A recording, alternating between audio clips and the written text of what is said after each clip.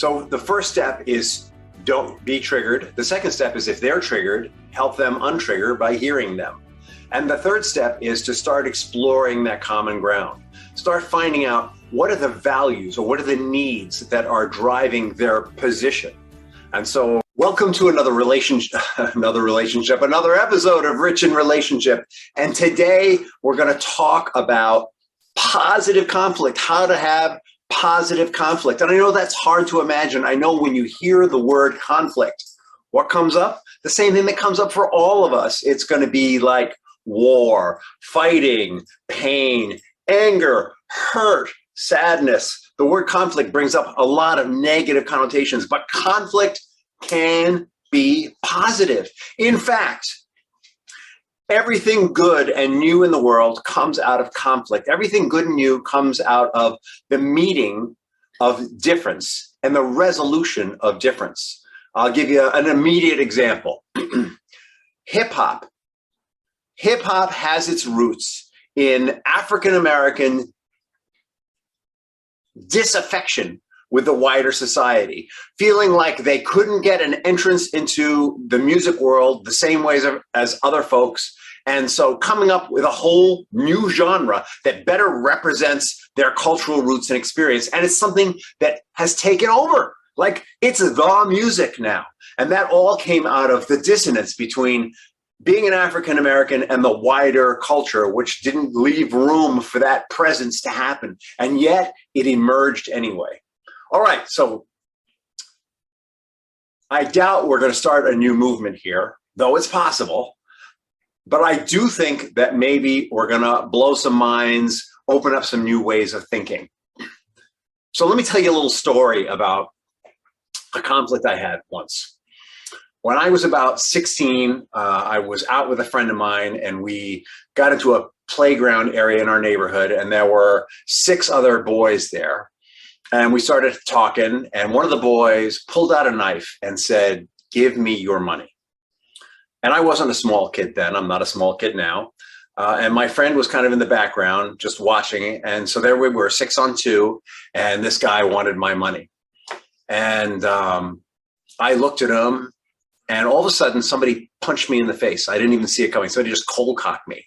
And I turned and I looked at the guy like, "What did you do that for?" And then I looked back at the guy with the knife, and I said to him, "You know, you're going to have to kill me." And I said, "Not only are you going to have to kill me, but you're going to have to accept that I'm probably going to hurt you while you're doing it. I may even win, but the chances are the 6 of you and 2 of us, this isn't going to work out well for me. But I want you to know the only way you're going to get anything off me is to kill me." Now, I want you to know that for me, this was really unusual. I had grown up being mugged, being oppressed, being afraid, and something snapped in me that day. Maybe it was getting cold cocked. I don't know what it was, but like all of a sudden I took a stand that I never took. And the guy put away his knife and he said, "That's okay." And the next day I bumped into him and we talked about it, and we smoked a little something together. Let's just call it a cigarette. And it was all friendly between us. So what happened there? What happened was, first of all, because I had been hit and had had no reaction to it, like I just looked at the guy like, "What'd you do that for?" There was evidence that I wasn't going to go down easily. So when I made the statement, "You're going to have to kill me, and it's not going to be easy," they had evidence already. Now, I didn't think about that when I said that. Like, it wasn't planned. But the other thing is, I didn't say to them, I didn't get angry.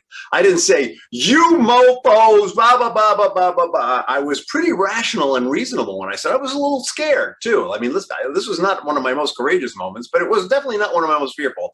The fear was there, but something else had kicked in. And I showed them respect.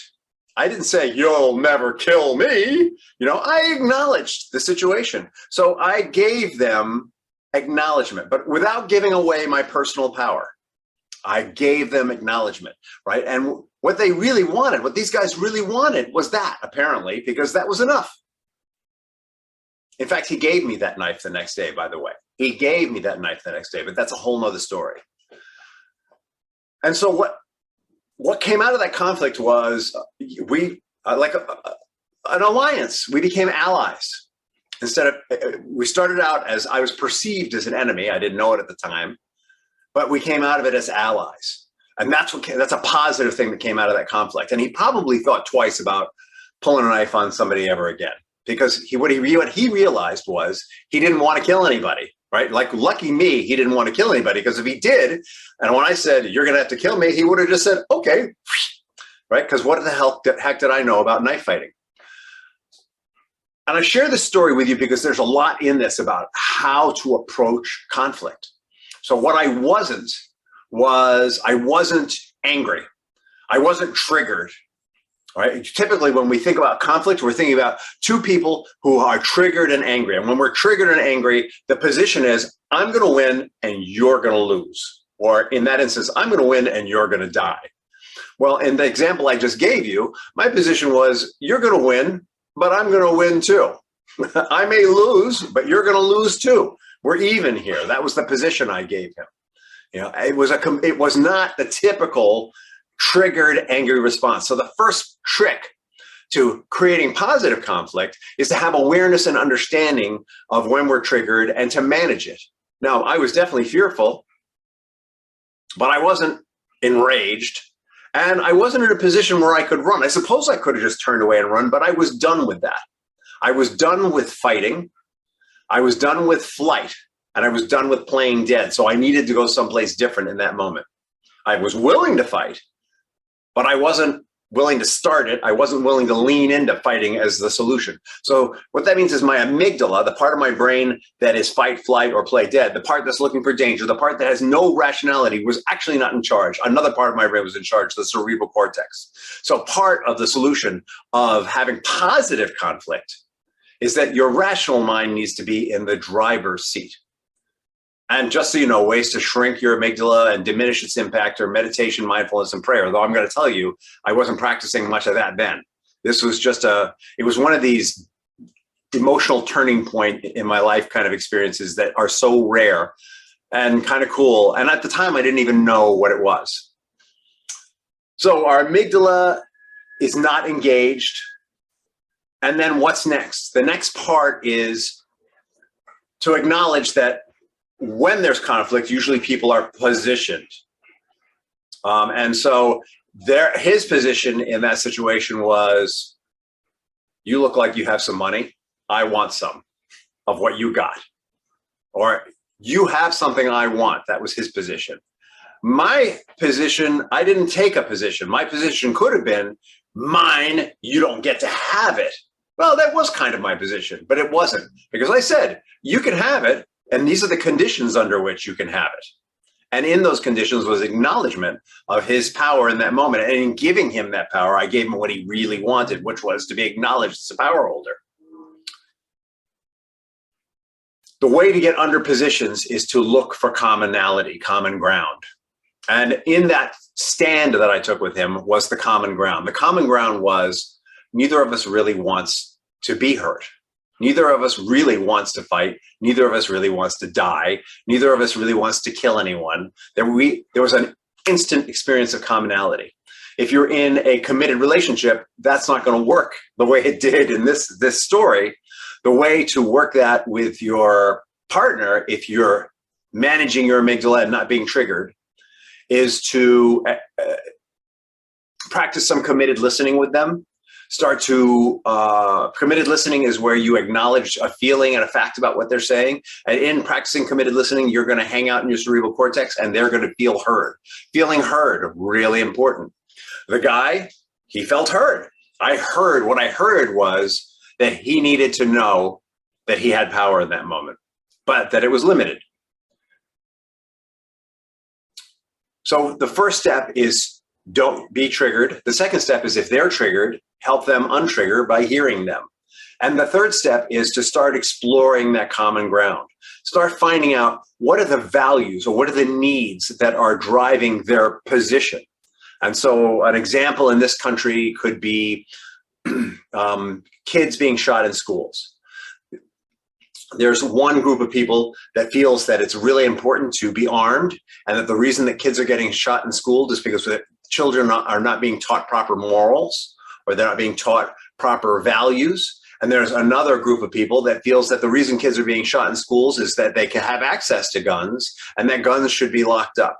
And they're both kind of half truths. I mean, certainly if there were no guns, kids wouldn't be shot, but something else would be happening. If a child is feeling very insecure and has been bullied, they're going to find a way to express that is less than positive for other kids. So yeah, part of the problem is for sure, let's keep guns out of the hands of kids, but we still need to deal with whatever's driving the desire to grab a weapon and shoot other kids. So there's truth on both sides. And a creative solution, if we had both sides get off their positions and get into their values, they both want kids to be safe. They both want kids to be happy. They both want kids to treat each other with respect. They have common ground there. There could be a creative solution if we could get them to get off their positions, those two politically motivated positions, and start to focus on how do we actually solve the problem in a way that meets all of our values and all our needs, starting with the overlap. And that's exactly the recipe that you have creative conflict resolution with your partner or your wife or your husband or whoever is there. Acknowledge the position, see what's under the position, explore common values and common needs, and come up with a solution. And in the case of hip hop, the common value and common need was African-American musicians wanted to make money. People in the music business wanted to make money, and they found a way to do that together. And the rest is history, right? It's actually kind of cool. All right, so how do you apply this in your day-to-day life? This thing of acknowledging your triggers and controlling them is really central and really key. If you want to have creative conflict, if you want to have creative resolution of difference, we all need to learn to not be so reactive to one another. And we can't all wait for a moment where the aha light bulb moment happens like it did for me in that moment in the playground. That was just like one of those rare, I'm done feeling this way, I need to change something moments. So it takes self-awareness, understanding what triggers us and why, and having strategies for managing ourselves when we feel triggered to work through that. It might be a strategy for that might be with your partner or loved one. It might be that you agree that either one of you feels triggered. You're going to say, I'm feeling a little hot under the collar. Let's take a time out and come back at this.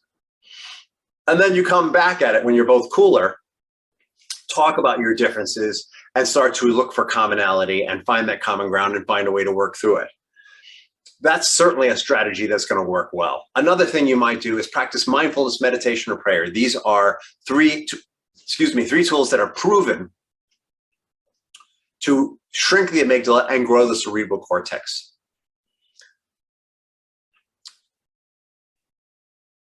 The more that you work on yourself and managing your own triggers, the less you're going to get into destructive conflict. And destructive conflict, again, I'm going to define as I win, you lose. And the more you'll get into constructive conflict, which is I'm not going to play unless we can both win. So that's what we're going for here is the win-win. Constructive conflict is always founded on let's find a scenario where everybody wins. And if you're faced with a conflict and there is no way to have a win-win, what are your choices? You walk away, because having a win-win means you don't play unless there is one. And so what that means is you're going to have to let go of your attachment to there being a win and reattach yourself to the idea of I'm only going to have wins that involve other people. It's not that I have to have a win in a specific situation. It's not that I have to have a specific outcome. It's that my life is going to be a life where I only experience wins with other people. That is my commitment to my relationships. And if there can't be a win, then we're not going to play together. And life gets much simpler when we take this stand. And when you start from that stand, creative conflict resolution becomes so much more attainable. When we let go of the outcome that we want to have, which is a win with this person, and just stay committed to the idea that our relationships are going to only have win-win scenarios in them, And it may not be with that person. It might be with someone else. When we're ready to let go and move on, that's when the magic happens. Love to hear your thoughts on this. Please comment, reach out to me. If you want to have a one-to-one with me to talk about conflict in your life, use the link bit.ly/end the fight, all one word, or you can email me at rich@richinrelationship.com. This is a super empowering idea. It will change your life. And get that we are all not wired this way for the most part. We've all been pre-wired for I'm going to win, you're going to lose. And letting go of that can be hard because there's almost an addiction to it. And there's also, because that's stuff that we learn from our families and our culture, it can be tricky to unwire, but not impossible. Or another way to put it would be simple, but not easy. All right, have a great day, and thank you so much.